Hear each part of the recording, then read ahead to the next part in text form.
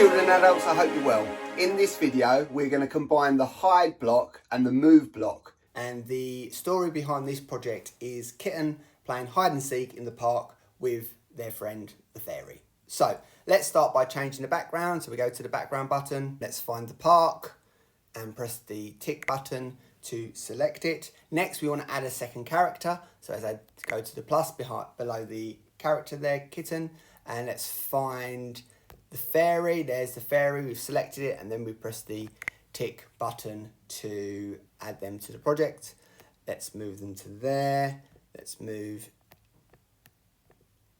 there we go. Let's move the character around a little bit so that we can see them. Okay, so when we press the green flag, we want Kitten to hide behind the tree. So let's click on the Kitten character to make sure we're coding them. Go to the yellow category first of all, select the green start flag.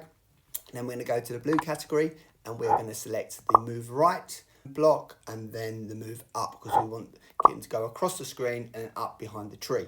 We then want Kitten to disappear. So we go to the purple category, select the hide block, and then we want the program to end. So we go to the red category and have the end or stop block there. So let's turn our grid on. So Kitten is currently at 6 here. The tree's about 20. So we want Kitten to move across 14 because 6 plus 14 is 20.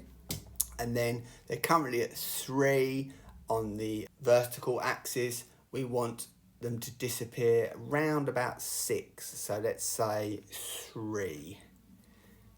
So again, as we click on the number below the movement block, the number pad appears and we can change it. So let's turn the grid off and let's try. So Kitten goes across, brilliant, up, and then disappears behind the tree. Fantastic. What I think we could do, I think we could get away with 13 there.